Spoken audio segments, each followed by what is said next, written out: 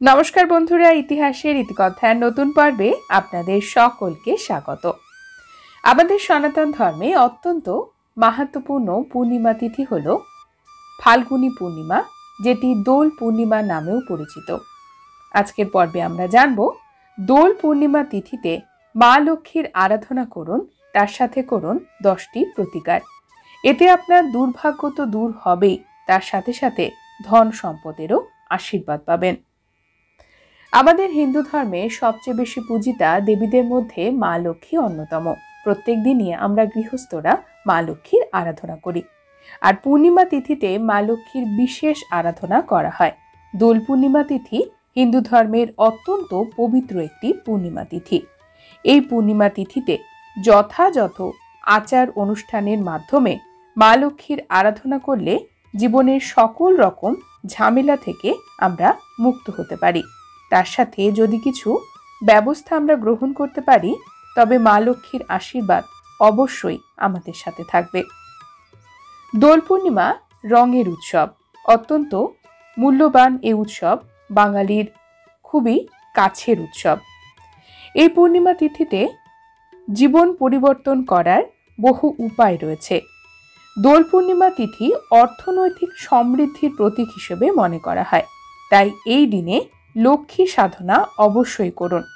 আপনার জীবনে সমস্ত ঝামেলা থেকে আপনি দূর হবেন, আর্থিক অবস্থা আরও ভালো হবে।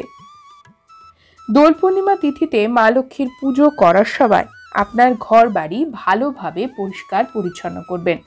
জানবেন, অপরিষ্কার অপরিচ্ছন্ন স্থানে কখনোই মা লক্ষ্মী বাস করেন না। তাই পূর্ণিমা বা যে কোনো পবিত্র তিথিতে লক্ষ্মী পুজো করার আগে ঘরবাড়ি ভালোভাবে পরিষ্কার পরিচ্ছন্ন করে নেবেন। তারপরে আপনার মূল দরজায় আপনি স্বস্তিক চিহ্ন অবশ্যই আঁকুন, সিঁদুর দিয়ে অথবা কুমকুম দিয়ে। তার সাথে মা লক্ষ্মীর পদচিহ্ন আলপনা আঁকতে ভুলবেন না। যদি আপনারা রঙ্গোলি দিতে পারেন তবে রঙ্গোলিও দিন। তার সাথে সাথে দোল পূর্ণিমাতে সকাল এবং সন্ধেবেলা কর্পূর এবং লবঙ্গ জ্বালিয়ে মায়ের আরাধনা অবশ্যই করবেন। মা লক্ষ্মীর আরতি করার সময় মায়ের 108 নাম জপ করতে পারেন, দেবী লক্ষ্মী স্তোত্র পাঠ করতে পারেন, লক্ষ্মী চালিসাও পাঠ করতে পারেন। এছাড়াও মা লক্ষ্মীর যে কোনো মন্ত্র মনে মনে উচ্চারণ করুন। দোল পূর্ণিমা তিথিতে বহু ভক্তরা বাড়িতে শ্রীযন্ত্র প্রতিষ্ঠা করেন। দেবী লক্ষ্মীর যন্ত্রকে বলা হয় শ্রীযন্ত্র। এই যন্ত্র অর্থ সংক্রান্ত যাবতীয় সমস্যা দূর করে। আপনার পক্ষে যদি সম্ভব হয় প্রতিষ্ঠা করতে পারেন শ্রীযন্ত্র।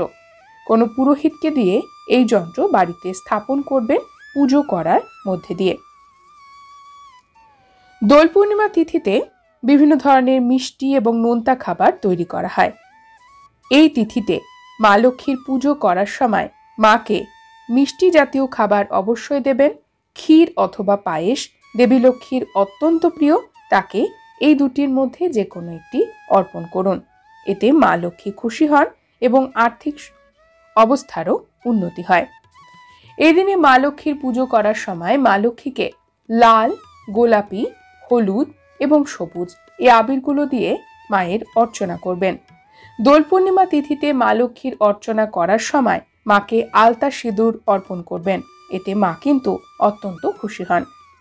দোল পূর্ণিমা তিথিতে আরও একটি উপায় করতে পারেন। একটি তামার মুদ্রা যেখানে মা লক্ষ্মীর ছবি রয়েছে সেটি আনতে পারেন। পুজোর সময় মা লক্ষ্মীর পায়ের কাছে এটি রাখতে পারেন। তারপর আপনার জীবনে সুখ সমৃদ্ধি এবং অর্থনৈতিক উন্নতির জন্য এই তামার মুদ্রা আপনার মানি ব্যাগে সবসময় রেখে দিন। দোল পূর্ণিমা তিথিতে মা লক্ষ্মীর পুজো করার সময় কিছু রাঙা আবির অর্থাৎ লাল রঙের আবির মা লক্ষ্মীর পুজোর স্থানে রাখুন। তারপর সেটি লাল কাপড়ে বেঁধে আপনার বাড়ির পবিত্র স্থানে, যেখানে আপনি টাকা পয়সা অথবা সোনাদানা রাখেন, সেখানে রাখতে পারেন। সৌভাগ্য বর্ষিত হবে, নেগেটিভিটি দূর হবে। হিন্দু ধর্মে পূর্ণিমা বা অমাবস্যা বা যে কোনো পুণ্যতিথি, সেখানে কিন্তু পবিত্র নদীতে স্নানের কথা এবং দানের কথা বলা হয়েছে। আপনার বাড়ির কাছাকাছি গঙ্গা বা যে কোনো নদী থাকলে সেখানে স্নান করতে পারেন এবং পূর্ণিমা তিথিতে শস্য দান করতে পারেন। অত্যন্ত পুণ্যের কাজ বলে মনে করা হয় এটিকে। এছাড়াও পূর্ণিমা তিথিতে লক্ষ্মীনারায়ণের পুজো একসাথে করলে দাম্পত্য সম্পর্ক বা দাম্পত্য ঝামেলা থেকে মুক্ত থাকা যায়। শত্রু বাধা দূর করার জন্য পূর্ণিমা তিথিতে চাঁদের আলোয় চাঁদকে সাদা রঙের মিষ্টি অর্পণ করুন। এটি করা খুবই শুভ, বহু ভক্তরা করে থাকেন। এতে চন্দ্রদোষ কাটে। কোনো ব্যক্তির জীবনে যদি চন্দ্রদোষ থাকে তবে সেটি মানসিক সমস্যা আনতে পারে। এতে সেই ব্যক্তি অত্যন্ত জর্জরিত হয়। এছাড়াও মায়ের শরীরও খারাপ থাকে। সেখানে চন্দ্রদেবতার আরাধনা করা অত্যন্ত জরুরি পূর্ণিমা তিথিতে। তাই ফাল্গুনী পূর্ণিমা তিথিতে এই উপায়গুলির মধ্যে যে কোনো একটি পালন করতে পারেন। যদি সবগুলি উপায় আপনার পক্ষে পালন করা সম্ভব হয় তাহলে তো খুবই ভালো। বন্ধুরা, আজকের পর্ব এই পর্যন্তই। পরবর্তী পর্বে নতুন একটি বিষয় নিয়ে আপনাদের সঙ্গে কথা হবে। ততক্ষণ সকলে সুস্থ থাকুন, ভালো থাকুন। আর পুরো ভিডিওটি দেখার জন্য আপনাদের অসংখ্য অসংখ্য ধন্যবাদ।